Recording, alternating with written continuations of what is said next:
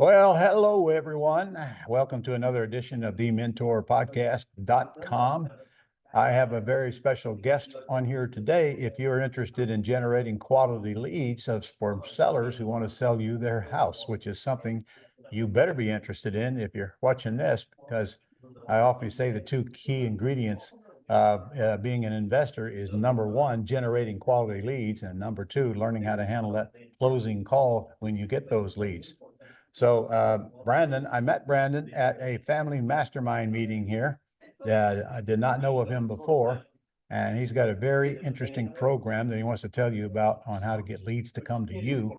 So Brandon, I'm going to turn it over to you on that one. And so, make us all rich by next Thursday. Okay. All right, Ron. I'll do my best. Next Thursday's a tight timeline. Friday Yeah, will be all right. Okay, Friday. It's a done deal. So yeah, and there's so much that we could go into on the topic of lead gen. And I'm just really excited to talk about it. Like you said, it's kind of where the business starts. If you don't have leads, then there's kind of nothing else that you can do in the real estate investment business. Just a little bit of background on me and what I do and kind of how I fit into the puzzle. I've been working with real estate investors for online lead generation for about 6.5 years at this point, which to me sounds like a long time because it's most of my career. To you, that's probably nothing. I'm just getting started. Good start for me. Yeah, fair enough. But when it comes to online lead gen for this industry, that's a long time because these kinds of channels that we're using, they haven't been functioning for so long. The old school ways, like the ways that lots of investors are finding deals are like direct mail, cold calling, text marketing, all that kind of stuff. And really, if we look at the overall trend of what's happening in the world, sellers are more and more often finding the company that they sell their house to online. And less and less often finding it through other traditional means. And I'm not saying those channels don't matter, they're not relevant, but I guess what I'm saying is that there's a very real shift happening. And that's where a lot of investors are having success with these online marketing channels. So anyways, that's specifically what my company Bateman Collective specializes in. We work with about 190 different investors across different markets in the United States right now. And what we do is a managed service where basically like you might have a brand where you have a company, you have your website, whatever the case is, and we're going to basically design the strategy and execute online marketing campaigns to help generate leads for your business in the name of your business. They were talking about leads from sellers now who want to sell their house. So they're contacting us, which is a very important part of determining a quality lead, them calling us instead of us chasing them. 100%. Yeah, there's kind of you'll hear about a couple words said for marketing in this industry: outbound and inbound. I think a lot of people make it pretty black and white. Turns out it's a little bit more than black and white. There's sort of some gray. So you have like pure outbound channels that are going to be like texting, cold calling, door knocking, all that kind of stuff. Then you have semi-inbound channels like maybe TV, radio, direct mail. And then you have some of the channels that we focus on the most, which are fully inbound channels. So the difference between, like a lot of people would call direct mail inbound, the difference between what we do, which is called search marketing, and direct mail is that if somebody goes to Google and they type in "sell my house fast" or "we buy ugly houses" or whatever it is that they type in that makes it so that we want to target them, they're actually looking for you. It's as if you're doing direct mail and the person it was going to their special mailbox just for postcards from real estate investors, hoping they can find one of somebody who wants to buy their house. Like that's the equivalent of what's happening here online. So it's fully inbound marketing, which definitely changes the kind of conversations you're having with the seller and the type of quality of lead, which is part of the reason it's so popular. And the fact that they search that is very predictive of the likelihood of them selling their house. Well, I've always said, I would certainly rather buy a lead from someone who's done all the work and spent the money and time to generate it than having to go out there and do that myself, even though most of my clients do both actually. But like direct mail, I mean, I have to actually go get pay the direct mail, pay to somebody to create it, pay somebody to ship it, and I'm not sure I'm going to get leads. In your case, I know I'm going to get the lead and I'm going to pay for the lead as I get them in one way or another. So it takes a lot of the guesswork out of it. I mean, a lot of people are afraid to do anything like direct mail because they got to put the money out and they're not sure they're going to get any calls back. So they kind of steer for other methods. So tell me how do you get leads and what makes your leads different? Yeah, it's a good question, and I can also explain a little bit about how we function compared to some other like things that we are commonly compared to. So there's a couple different types of companies that people tend to put in the same bucket. There's gonna be paper lead companies and marketing agencies. Turns out they're kind of different. So a paper lead company would be if I'm just like, let's just say I'm marketing my own brand, whatever that is, and then when I get leads, whoever's the highest bidder in your county ends up getting the lead or something like that. That's a really common paper lead strategy. That's not quite what we do. What we would do is we would build campaigns specifically for your brand, your market, etc., which means it's a lot more customizable and you have a lot more control. It does mean that there can be more variability. I can't tell you you're going to pay $300 for leads per lead or something like that, because you don't know, right? You're going to spend the money on the marketing, you're going to see what it works out to be. That's why like the specific channels that we manage tend to be for more experienced investors. There's a reason why I don't always recommend like Google PPC, for example, to somebody just looking for their first deal, because in that case there can be a ramp up and you're going to have a cash conversion cycle, and there could be other channels that could be a little bit cheaper to get to a first deal. But if we're talking about experienced investors that want to have higher quality conversations, build a more scalable business model, add to the number of channels that they're using, that's where this gets really attractive. And on that point, I always teach, I don't want anybody to spend a bunch of money generating leads if they don't know how to handle the closing call. You're wasting your money. You're going to get frustrated. You're going to blame it on the marketing, of course, but in reality, it was you that screwed up the call. So, I teach both of those when I train people, but I think I make that point pretty hard. Don't go spending a bunch of money generating leads until you know you can handle them. Your experienced investors have already been through that, or they wouldn't be able to spend, or they wouldn't want to spend the money either, because it's scary when you're spending money and you don't know if you're going to get any calls or not. I get that. So they've already been to the point to where they know how they can handle them when they get the leads. So again, what do you do to generate leads? Where do your leads come from? So our number one channel is Google PPC. PPC stands for pay-per-click marketing. So this is where, like, if you were to search on Google, you'd find there's going to be several ads at the top of the page. We do a lot of that. Now we do other channels too, but for simplicity, let's talk about that because it's the most popular in this industry. Basically, the way it works is you target based on intent. What happens all the time is I talk to somebody and they want to just kind of take the way that you market in other channels and kind of apply it to this. Like here's the list of houses that I want to target, and we're going to target these zip codes, not those zip codes, etc. Turns out with online marketing, you rely a lot on what the person searches on Google. That tells you a lot about who they are and what they're looking for. And it's more predictive of them being a motivated seller than any other data point that we've been able to find. So that's essentially what we're doing here is we make it a science of basically figuring out if somebody were to search in Google based on their previous search history, based on what they search right now, based on other data that we have about that person, how likely are they to become a deal? And then we try to capture the click based on those different parameters, and then many of those clicks will turn into leads. You get the leads, you turn them into deals, etc. So that's kind of the basics of it. If you're looking at us compared to like other companies that do things similar to what we do and what makes us different, what we specialize in is the full funnel marketing. What I mean by that is if you just look at like your standard funnel for real estate acquisitions, you're going to get leads, and then some of those leads are going to turn into net leads. Some of those net leads get contacted. Some of those contacted leads turn into opportunities. Some of those turn into contracts. Some of those contracts turn into deals, right? It's like the basic funnel. And everybody might use like different specific stages, but everybody's concept is going to be somewhat similar. They're working people down a funnel. What most agencies do is they focus on how do we turn this money, in other words, our budget, how do we turn that into as many leads as possible? What we do is we gather all the data from all of our clients. And this is data for tons and tons of leads, and over 2,400 deals last year that our clients did from these leads. And we reverse engineer what leads are the best and then what marketing activities are driving those best leads. So we don't just focus on what generates the most leads, but we focus on what generates the most deals. So a lot of companies that end up working with us find when they start working with us, they get less leads than they did before. They find that their cost per lead is getting higher, but they also find that they're doing more deals than they were doing before because we're able to hone in on the quality a little bit better. Got it. All right. So how do your clients pay for your service? So there's a few different expenses that you have. there's a small cost to just to like get everything set up from a labor standpoint, and then after that you're kind of working on a monthly basis with two distinct expenses. Expense number one is going to be your ad spend.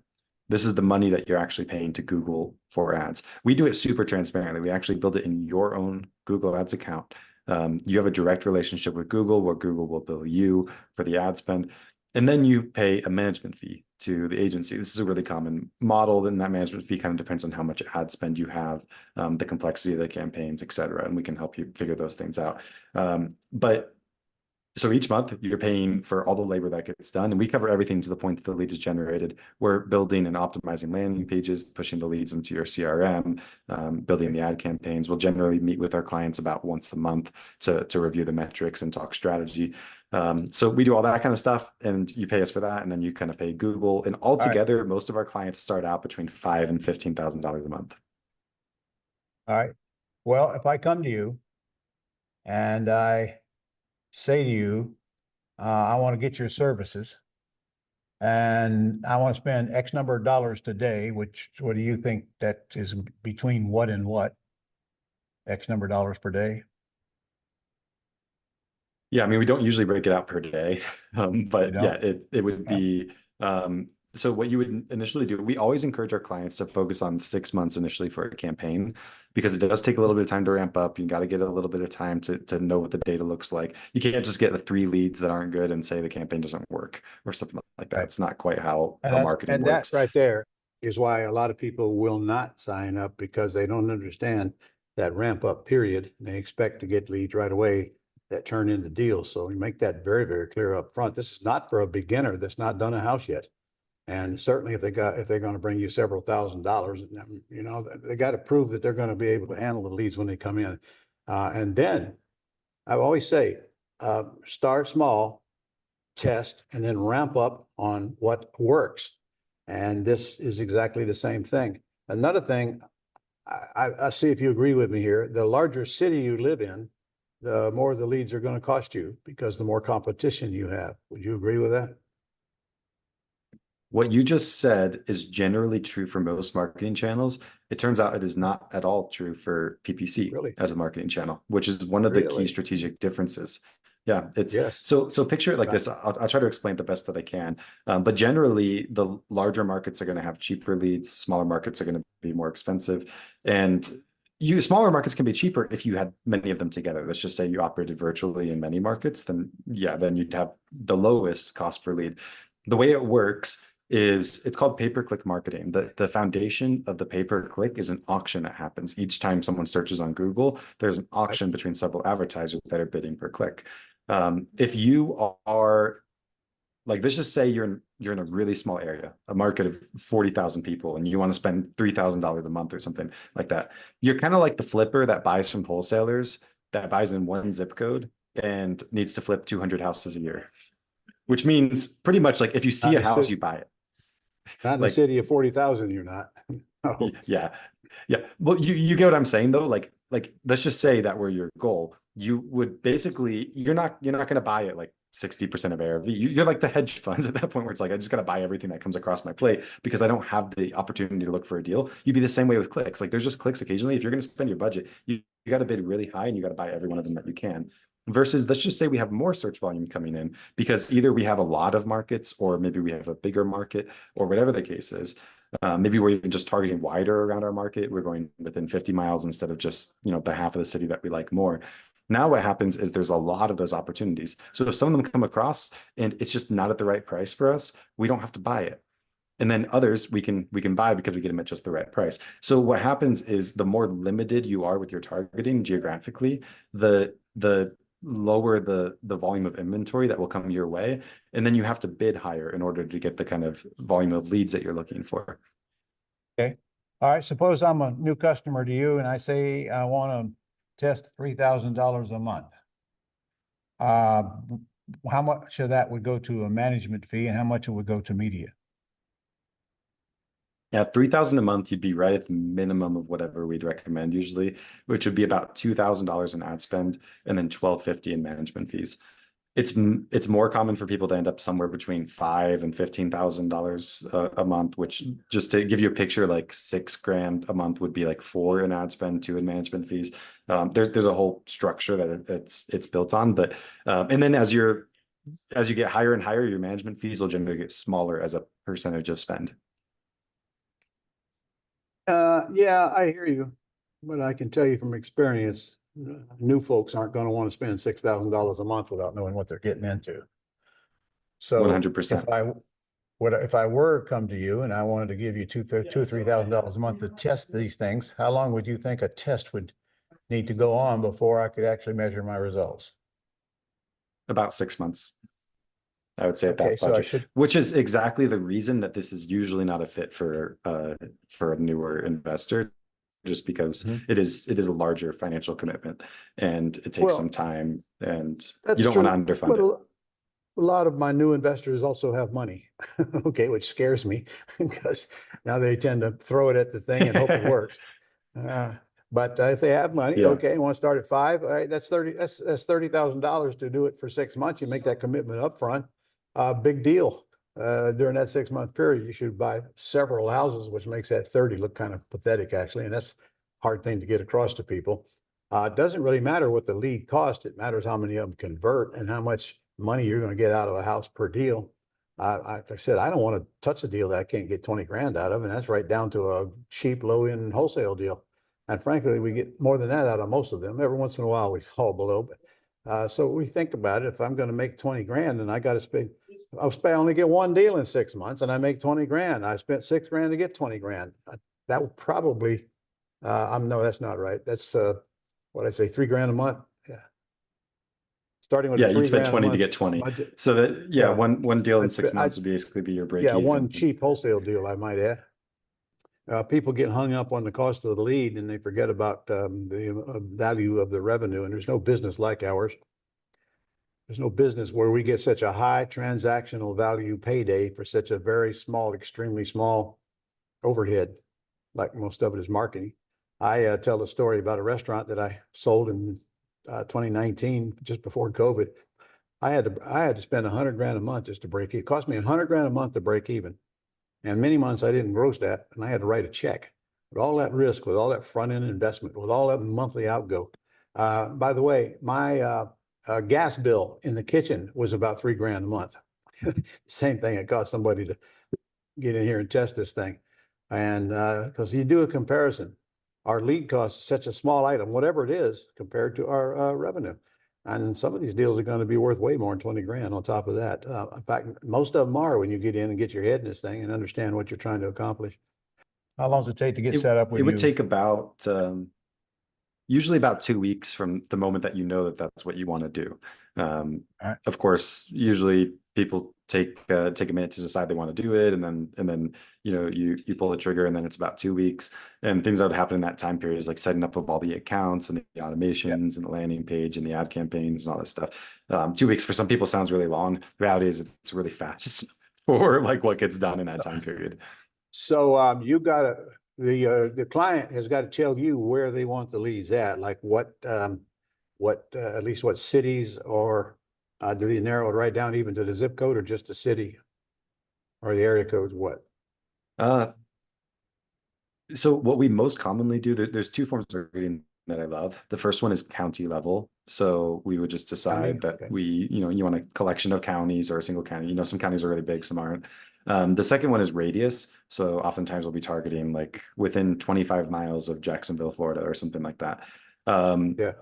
Like tighter things like cities, zip codes. Well, zip codes you actually legally cannot use with these platforms because of equal opportunity housing regulations, believe it or not, which is its own kind of silly thing. But I if did we not look know at it that. like, Yeah. so Facebook and Google got sued for allowing advertisers related to housing to show an ad to some people in one zip code, but not to people in a different zip code, Really? under the idea of that not being Okay. equal opportunity housing for the people in the Yeah. zip code that don't get the ad, Hmm. which is, Well, frankly, county is good enough. Anyway, like I choose 3 counties that I'm in when I want to generate yeah. leads. So it's good enough. I'll go anywhere in those 3 counties with no problem. But in fact, some of your clients do multiple states, much less multiple counties, right? 100%. Yeah. And usually if Yeah. we're doing multiple states, we're just kind of doing, so what happens with PPC, let's just say you were to target, let's just say I targeted all of Florida. What would likely happen? Well, Google's going to try to find me the cheapest leads within that parameter. And those are likely going to end up being the most podunk towns that you never heard of within Florida. And it's very unlikely to end up getting you a lot of leads in Miami and Orlando and Jacksonville and Tampa. So what we end up doing often is targeting radiuses around metro areas so that we can avoid, like the key is to target all the areas that are good for you and none of the areas that are bad for you. Because if you target 9 good areas, 1 bad area, more likely than not, half of your leads will come from the 1 bad area. And a lot of people don't realize like how touchy that is. But if the bad areas are the less competitive ones, then that's where you'll get most of your leads. So it is a science as to like how you target. And that's why we don't just ask our client, like, where do you want us to target? And then we do it. We strategize with them and help them understand like some of the pros or cons so we can figure that out. The upside to that is if I've learned a business and I'm looking for not only junkers to wholesale or rehab, but also terms deals, that's going to give me a variety of leads. I'm happy with the bad areas. I'm happy with the bad areas. I'm happy with the war zones. I'm just going to flip it. I get it in a war zone anyway. When you get the check, it don't say war zone on it. It says cash me. When you understand the business, doesn't mean I have to buy it and take risk with it and risk money and rehab it and all that stuff. I can just flip it wholesale, which you and I both, you got a whole bunch of wholesale clients and I still wholesale this very day. And I got a bunch of them as well, but I want people to understand the terms business where the real money is. And that's the nicer houses in the more decent areas, but not necessarily higher priced areas that I get all these long-term benefits of appreciation, depreciation, monthly cash flow, debt pay down, big non-refundable option deposits, which sometimes are as big as the profit on a rehab job, which takes several months. And I'm in and out of them in less than 30 days. So a real transaction engineer can take any lead anywhere in the area and quickly determine whether it's a cash deal or a terms deal, or sometimes even both. So it's good that they're getting a variety of the areas within their counties even to do that with. And they don't throw away good deals because they don't have the training, don't know what to do with them, or they're worried about risk. Yeah. Okay. In my world, Absolutely. there is no risk. Yeah. And if there really is, it's very small risk. I'm old. I'm past those risk days.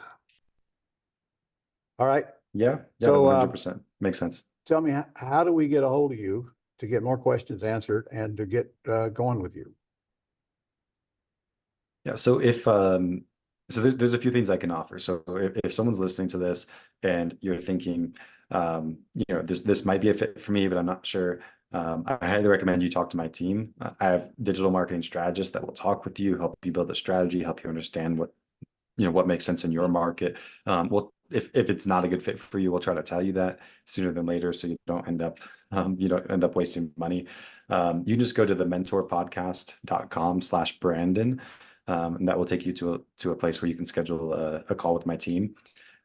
Also at that same link and same call that you could schedule, if anybody listening to this has done these campaigns before, which if there's anybody who's been in the real estate game for a while, more likely than not, you've tried something like a PPC campaign or SEO or a Facebook ads campaign at some point, and it hasn't worked. The biggest mistake that I see people making is that they just keep on trying new things without understanding why the first thing didn't work to begin with. So they keep on making the same mistakes. If you want an expert to look at those campaigns and help you diagnose, like, why didn't this work, so we can ensure that we don't make that same mistake again, then it's that same link and you can talk with someone on my team that's a strategist that can help you diagnose that problem. And it's a very valuable thing to do. You hit it right on the head, or they quit too soon because they don't get instant results, which is probably the biggest thing that you see, which is understandable. Yep, that's an example. Yep, for sure. And sometimes that's the result of the audit, is you just didn't give it time. Yep. Yeah, and we all know that everything we try to do is not going to work, but you hit it right on the head. Maybe you should stop and find out why it didn't work before you just assume that whole media is not going to work for you. The reality is, after 40 years in the world of direct marketing, the most important part of any campaign, online or offline, is the list, the people that you're trying to approach. And that's what you're doing is separating and segmenting out the best quality list to even get leads from in the very beginning. So I expect big things out of you. So you have, I brought you to the table. Guys, I brought you to bear. You got to skin him now. So get a hold of them and find out what they can do for you. And hey, if you don't feel comfortable doing it now, just put them on the back burner until you actually start getting a deal or two under your belt, and remind yourself to go back to them when you're ready to actually put a little bit of money into it. So, you know, there is risk. You're risking whatever money you put into it, but if you can handle that closing call, that risk is minimal considering the size of the checks compared to the amount of the investment. So it's entirely up to you. thementorpodcast.com/Brandon, Brandon will get you to them. All right. Is there anything that I should have asked you that I forgot? I think you nailed it, Ron. I'm super grateful for the opportunity. Thank you for having me here today. Well, we appreciate you, sir. I'm looking forward to working with you as well. See you guys next week.